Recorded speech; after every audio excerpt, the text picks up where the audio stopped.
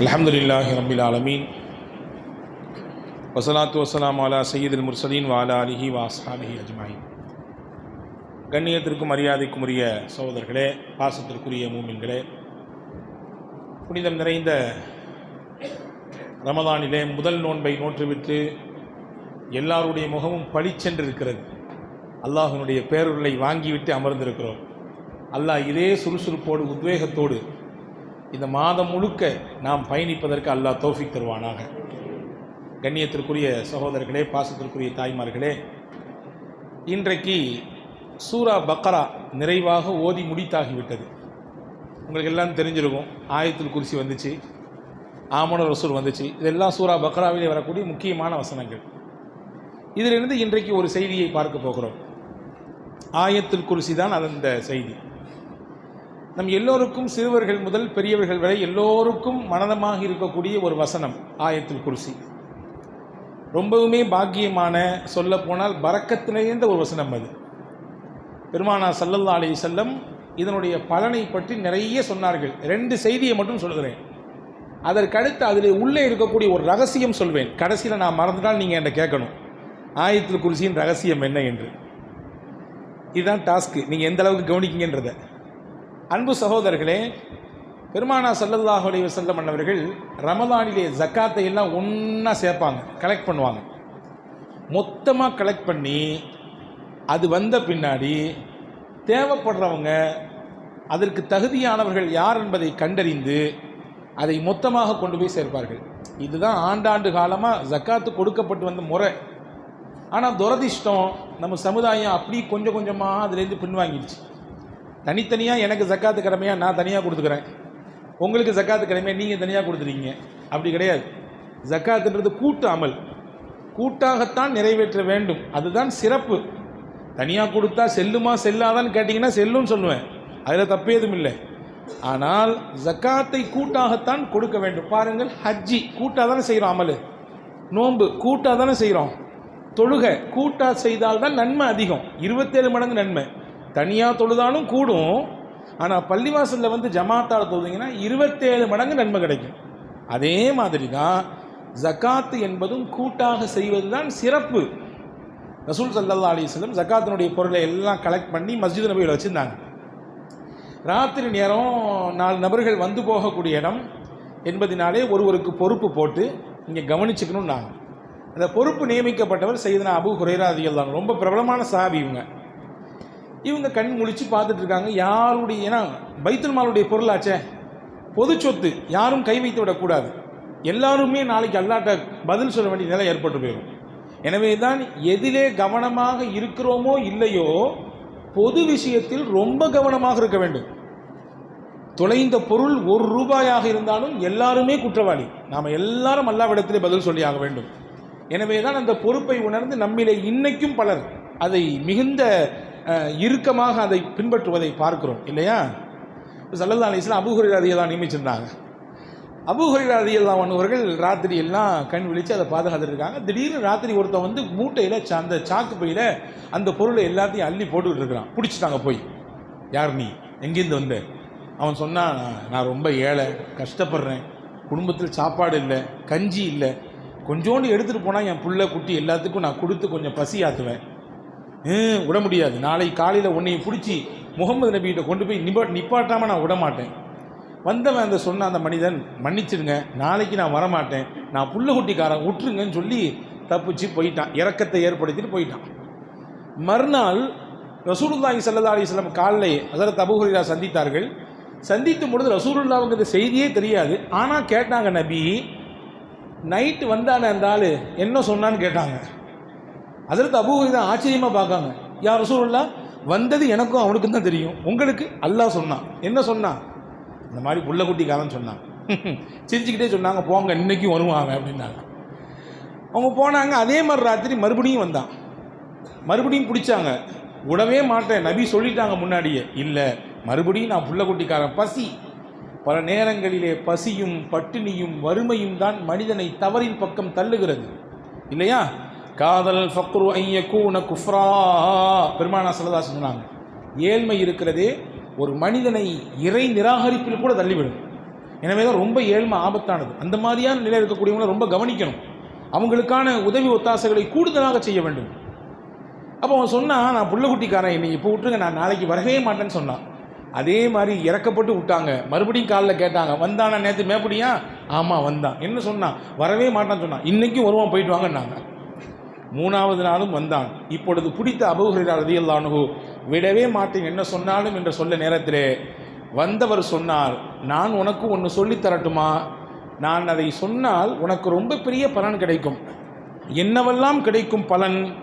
நீ அதை படித்தால், நான் சொல்லித்தரக்கூடிய விஷயத்தை நீ படித்தால் அல்லாவின் புறத்திலிருந்து உனக்கு ஒரு ப்ரொடெக்ஷன் கிடைக்கும், பாதுகாப்பு கிடைக்கும். 1. 2வது, உன் பக்கத்தில் ஷைத்தான் வரவே முடியாது. 2. இது 2ம் அந்த பவர்ஃபுல்லான வார்த்தையில் இருக்குன்னு சொல்லி கொடுத்துட்டு நீ ராத்திரி தூங்கும் பொழுது ஆயத்துல் குர்சியை ஓதிட்டு படு. ராத்திரியானால் அதை ஓதிக்கோ. இறைவன் இந்த 2 பாதுகாப்பையும் தருவான். தன்னிடத்திலிருந்து ஒரு பாதுகாப்பு, ஷைத்தானின் பக்கமே உன் பக்கம் வர முடியாத அளவிற்கு உண்டான பாதுகாப்பு சொல்லிட்டு தப்பிச்சு ஓடி போயிட்டான். மறுநாள் காலையில் அபூ ஹுரைரா ரலியல்லாஹு ரசூலுல்லாஹ் கேட்டாங்க, வந்தானா? 3வது நாள் வந்தான். என்ன சொன்னான்? அதே பசி பட்டினி புலம்புனான். வேற என்ன சொன்னான்? எனக்கு ஒன்று கற்றுக் கொடுத்தான், ஆயத்துல் குர்சி ஓதனா அல்லாஹ்வுடைய பாதுகாப்பு கிடைக்குமாமா, அதே மாதிரி ஷைத்தான் பக்கத்தில் நெருங்கவே மாட்டானாமா. அதற்கு ரசூலுல்லாஹ் சொன்னாங்க, அவன் சொன்னது உண்மைதான், ஆனால் சொன்ன பெயருக்கான ரொம்ப பெரிய பொய்யன். அவன் சொன்ன செய்தி உண்மை, ஆனால் அவன் சொன்னது உண்மைதான். அவன் சொன்னது உண்மை, ஆனால் சொன்னவன் பெரும் பொய்யன் என்று சொல்லிவிட்டு பெருமானார் சொன்னார்கள், வந்தவன் யார் தெரியுமா? தாக்க ஷைத்தான், அவன்தான் ஷைத்தான் என்றார்கள் பெருமானார் ஸல்லல்லாஹு அலைஹி வஸல்லம். இந்த ஹதீஸ் புகாரி ஷரீஃபிலே பதிவாக இருக்கிறது. எனவே ஒவ்வொரு நாளும் இரவிலே நாம் ஆயத்துல் குர்சியை ஓதிக்கொள்ள வேண்டும். 1. 2வது செய்தி என்ன அப்படின்னா, ஒவ்வொரு நாளும் நாம் தொழுகையை முடித்ததற்கு பிறகு, ஃபரலான 5 நேர தொழுகையை முடித்ததற்கு பிறகு, நீங்கள் திக்ரு செய்கிறீங்களோ செய்யலையோ, நீங்கள் தஸ்பீ ஓதுறீங்களோ ஓதலையோ, சலவாத்தை சொல்கிறீங்களோ சொல்லலையோ, இதை நீங்கள் கண்டிப்பாக சொல்லணும். இனிமேல் இன்ஷா அல்லாஹ் செய்யலாமா? ஒவ்வொரு நாளும் ஃபரலான தொழுகைக்கு பிறகு ஆயத்துல் குர்சி ஒரு தடவை ஓதிவிட வேண்டும். வேகமாக இமாம் துவா ஓதுனதுக்கு பிறகோ அல்லது ஓதியதற்கு முன்போ எப்படியோ நீங்கள் ஆயத்துல் குர்சி ஓதணும். ஓதுனா என்ன கிடைக்கும்? நசாயி ஷரீஃபிலே ஒரு ஹதீஸ் வந்திருக்கிறது.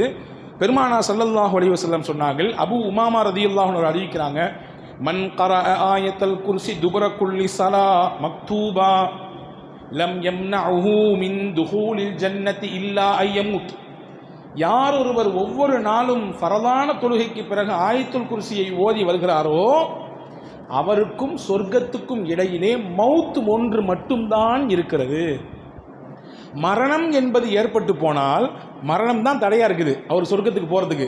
இப்போ மரணம் எப்போ வந்துடுச்சோ அந்த மரணம் என்ற தடை அகன்று போயிடும், நேராக டைரக்டாக சொர்க்கத்துக்கு போயிடுவார் என்றார்கள் பெருமானார் ஸல்லல்லாஹு அலைஹி வஸல்லம்.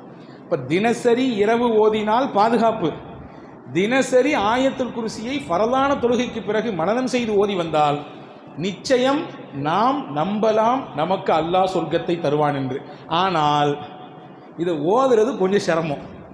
ஏன்னா பொதுவாகவே நம்ம ஒரு விஷயத்தை கண்டினியூவாக பண்ண மாட்டோம். பொதுவாக நம்மிடத்தில் இருக்கக்கூடிய ஒரு பலவீனம் அது, எல்லாருக்கும் இல்லை, ஒரு சில நபர்களுக்கு. ஒரு சில நபர்கள் அல்லாஹு தஆலா மாஷா அல்லாஹ் அவர்கள் கண்டினியூவாக செய்யக்கூடிய வழக்கம் இருக்கும். ஆனால் சிலர் அதை இழுத்து பிடித்து கொண்டு வருவது ரொம்ப பெரிய சிரமமானது. ஏன்னா ரசூல் ஸல்லல்லாஹு அலைஹி வஸல்லம் சொன்னாங்க, சின்ன அமலாக இருந்தாலும் கண்டினியூவாக செய்கிறது இருக்குது, அது ரொம்ப பெரிய பலன் தான். இதை யார் தொடர்ச்சியாக பின்பற்றுகிறாரோ நிச்சயமாக அல்லாஹ் இந்த பாக்கியத்தை தருவான். இது 2. ஆயத்துல் குர்சியை பற்றி 2 செய்தி. அடுத்து ஆயத்துல் குர்சிக்குள்ளே என்ன இருக்கிறது? இவ்வளவு பெரிய சிறப்பான விஷயத்தை தருவதற்கு என்ன இருக்கிறது என்றால் ரொம்ப முக்கியமான 2 வார்த்தைகள் இருக்கிறது. ரொம்ப முக்கியமான வார்த்தை 2 இருக்கிறது. இன்றைக்கி நம்ம எல்லாருமே ஆசைப்படுறோம், துவா செஞ்சால் என் துவா கபூல் ஆயிடணும். யா அல்லாஹ் நான் படிச்சுட்டேன், யா ரப்பே நல்ல படிக்க வேண்டிய விஷயங்களை படிச்சுட்டேன், எனக்கான வேலை வாய்ப்பை நான் தேடிட்டு இருக்கேன், நான் இந்த நிலையில் போய் உட்காரணும்னு ஆசைப்பட்றேன், எனவே அந்த வேலை வாய்ப்பை கொடுன்னு நம்ம துவா செய்கிறோம்.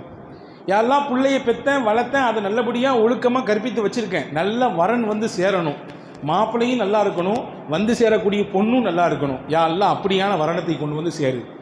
யாரெல்லாம் என் உழைப்பை போட்டிருக்கிறேன், என்னுடைய வருமானத்தை ஈட்டுவதற்காக வேண்டி முதலையும் போட்டிருக்கிறேன், நீ லாபத்தை தருவது நீனாக இருக்கிறாய், யா அல்லாஹ் என்னுடைய வியாபாரத்தில் லாபத்தை கொடு.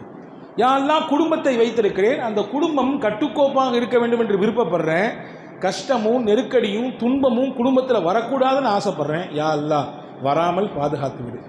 இறைவான் நான் கை நீட்டி சில இடத்திலே கடனை வாங்கிவிட்டேன், அந்த கடனை அடைக்க வேண்டும், கடனை அடைக்காமல் நான் மரணித்து விட்டால் என்னை நீ பிடித்துக் கொள்வாயே, உன்னிடத்தில் எந்த மூஞ்சை கொண்டு வைத்துக்கொண்டு நிற்பது உன்னிடத்தில் என்ற பயத்தோடு கடனை அடைக்க எனக்கு வழியை கொடு ரப்பே என்று துவா செய்கிறோம்.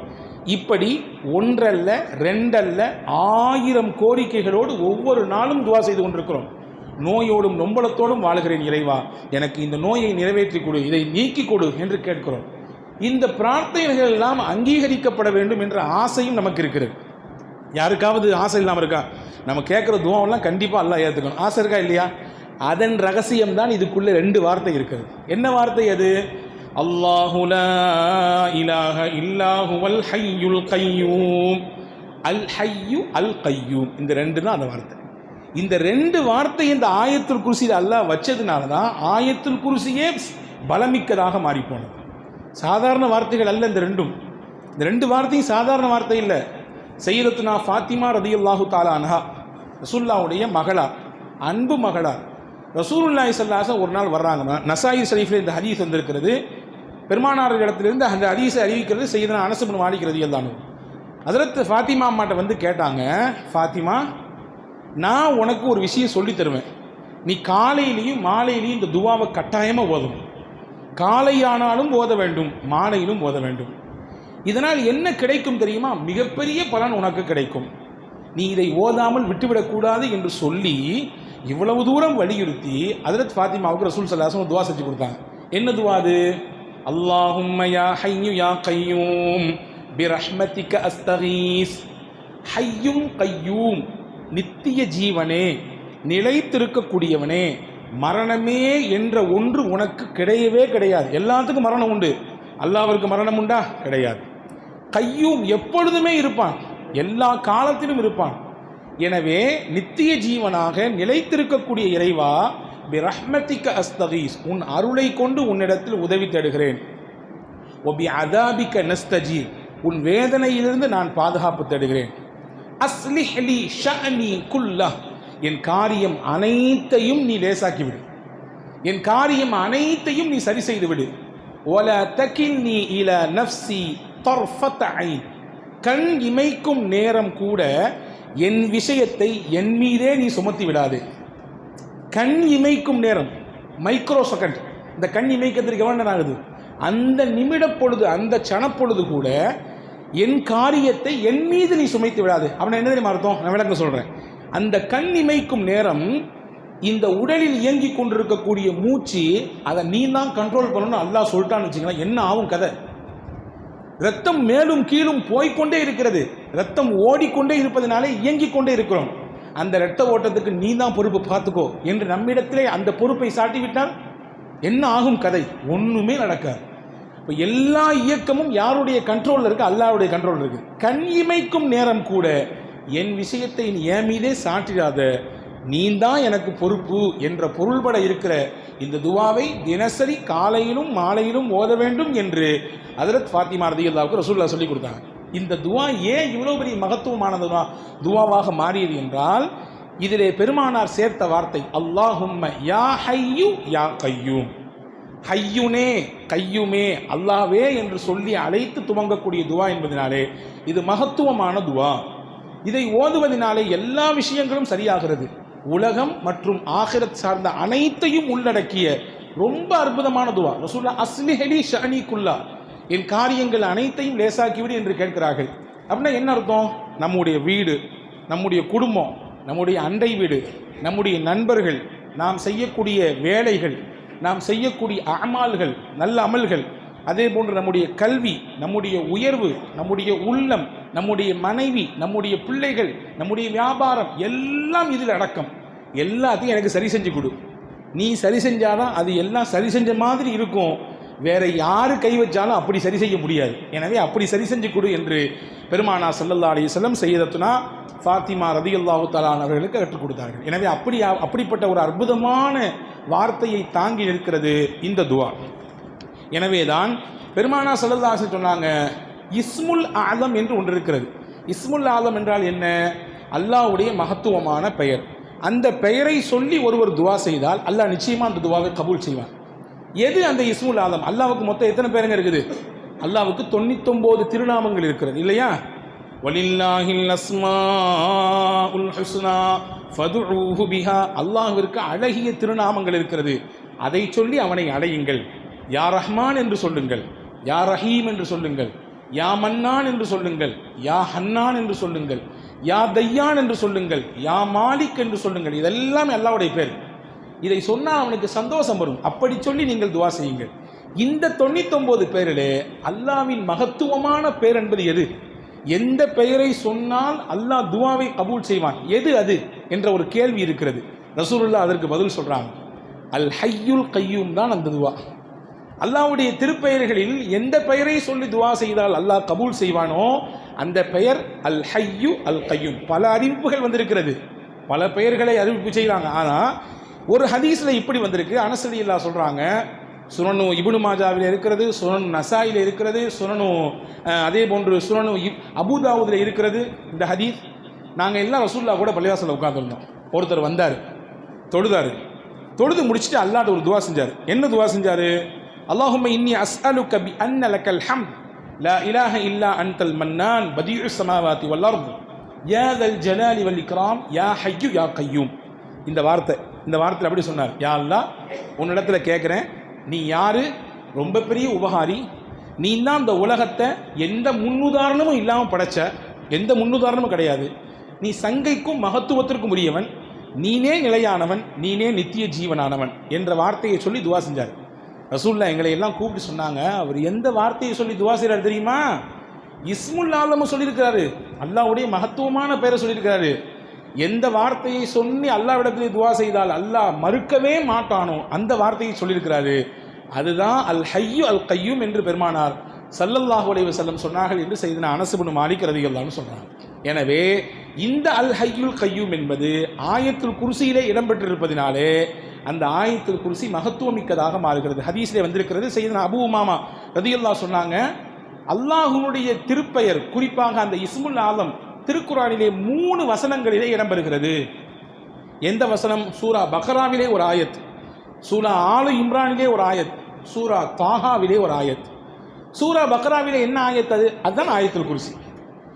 சூரா ஆலு இம்ரானிலே எந்த ஆயத்? அதுதான் துவக்க வசனம், அலிஃப் லாம் மீம் அல்லாஹு லா இலாஹ இல்லா ஹுவல் ஹய்யுல் கய்யூம். இன்னைக்கு ஓதணும் பார்த்தீங்கன்னா கடைசி ரக்காத்தில் தான் ஓதப்பட்டுச்சு. 3வது சூரா தாஹாவிலே என்ன ஆயத்? வ அனத்தில் உஜூஹு லில் ஹய்யுல் கய்யூம். இதுதான் அந்த ஆயத். இந்த 3 ஆயத்துமே நீங்கள் கணக்கு பண்ணி பாருங்க, 3லையுமே ஹய்யுல் கய்யூம் வருது. அல்லாஹு லா இலாஹ இல்லா ஹுவல் ஹய்யுல் கய்யூம் ஆயத்துல் குர்சியினுடைய முதல் வார்த்தை. அதே மாதிரி சூரா ஆலு இம்ரானுடைய முதல் வசனம் அல்லாஹு லா இலாஹ இல்லா ஹுவல் ஹய்யுல் கய்யூம் 2. தாஹா சூரா வரக்கூடிய வ அனத்தில் உஜூஹு லில் ஹய்யுல் கய்யூம், அங்கேயும் ஹய்யுல் கய்யூம் வருது. இப்போ ரசூலுல்லாஹ் இஸ்முல் ஆலம் குர்ஆனில் 3 ஆயத்தில் வருது. அந்த 3 ஆயத்து எந்தெந்த சூரா இருக்குன்னு சொல்லி தர்றாங்க. ஒன்று சூரா பக்ரா, இன்னொன்று சூரா ஆலு இம்ரான், 3வது சூரா தாஹா. இந்த 3லையுமே வரக்கூடிய ஒரே வார்த்தை அல் ஹய்யு அல் கய்யூம். அப்போ இப்போ புரியுதா ஏன் ஆயத்துல் குர்சி இவ்வளவு வெயிட்டான ஆயத்தாக இருக்குன்னு புரியுதா? அல்லாஹுடைய மகத்துவமான பேர் இருக்கிறது. எனவே அன்பர்களே, ஆயத்துல் குர்சியை 10ஓடு 11ஆக பார்க்கக்கூடாது. நான் உங்களுக்கு சொல்லுகிறேன், ரகசியம் ஒன்று இருக்கிறது. ஆயத்துல் குர்சியில் எவ்வளவு பெரிய கண்பாடு ஒருவருக்கு இருந்தாலும் அதை தொடர்ச்சியாக அவர் ஒரு குறிப்பிட்ட தடவை ஓதினால் அதையெல்லாம் அடித்து நொறுக்கிவிடும். இன்னும் சொல்கிறார்கள் அறிஞர்கள், ஒருவருக்கு சூனியத்தின் பாதிப்பு இருக்கிறது, பெரிய கஷ்டத்தில் இருக்கிறார், நெருக்கடியில் இருக்கிறார், அவருக்கு தொடர்ச்சியாக சில குறிப்பிட்ட தடவைகள் அவர் ஆயத்துல் குர்சியை ஓதினார் அதையெல்லாம் முறித்து போடுகிற அளவிற்குண்டான ஆற்றலை ஆயத்துல் குர்சியில் வைத்திருக்கிறார். குறிப்பாக நாம் எல்லாரும் பயணிக்கிறோம். இதுதான் ஆயத்துல் குர்சியினுடைய ரகசியத்தை கடைசியில் சொல்கிறேன்னு சொன்னேன்ல. எல்லாருமே நம்ம ட்ராவல் பண்ணுறோம், பைக் ட்ராவல் பண்ணுறோம், காரில் ட்ராவல் பண்ணுறோம், விமானத்தில் ட்ராவல் பண்ணுறோம், ரயிலில் ட்ராவல் பண்ணுறோம், கடலில் ட்ராவல் பண்ணுறோம். இப்போ ட்ராவல்ங்கிறது பல ரூபத்தில் இருக்குது. இன்றைக்கி அதிகப்படியான விபத்துகள் எங்கே நடக்கிறது அப்படின்னா வாகன விபத்து, ரோடுகள் நடக்குது. ஒன்று சொல்கிறேன் கேட்டுங்க, இனிமேல் இதை மனநமிட்டுக் கொள்ளுங்கள். ட்ராவல் பாதுகாப்பாக இருக்கணும்னு நீங்கள் ஆசைப்பட்டீங்கன்னா நம்முடைய பயணம் எந்த ஒரு இடையூறும் இல்லாமல் பாதுகாப்பான பயணமாக இருக்க வேண்டும். முன்னாடி எல்லாம் விமான பயணம், விமானத்தினுடைய அந்த விபத்து அங்கொன்றும் இங்கொன்றுமாக இருந்தது. இன்றைக்கி சர்வசாதாரணமாக நிறைய விமான விபத்துகள் நடக்குது. பார்த்தீங்களா? சமீபத்தில் ஒரு 6 மாதத்தினுடைய கேப்பில் எத்தனை விமான விபத்துகள் பார்த்தீர்களா?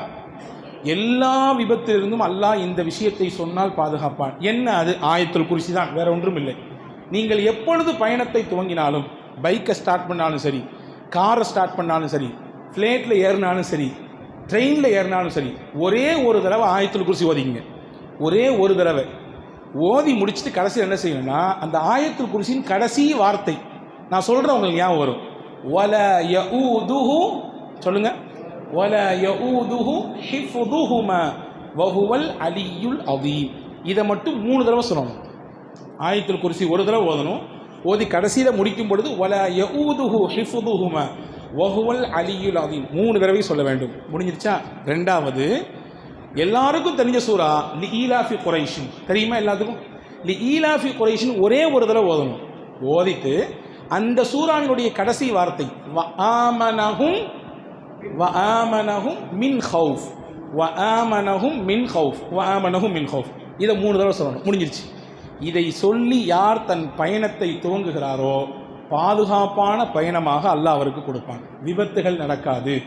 விபத்துகள் நடந்தாலும் இவருக்கு எந்த பிரச்சனையும் வராது, இவருக்கு எந்த பாதிப்பும் வராது. இன்னைக்கு சின்ன சின்ன விபத்துகள் எவ்வளோ பெரிய பாதிப்பு கொடுத்துருது, கண்ணுக்கு முன்னாடி பார்க்க முடியாத அளவிற்கு பிரச்சனையை கொடுத்துருது.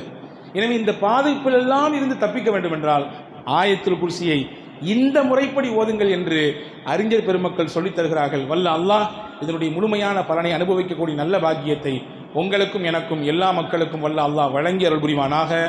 ஆமீன். பி ஹக்கி சய்யிதுனா முஹம்மதின் வ ஆலிஹி வ அஸ்ஹாபி அஜ்மாயின். அல்ஹம்துலில்லாஹி ரப்பில் ஆலமீன். நவைத்து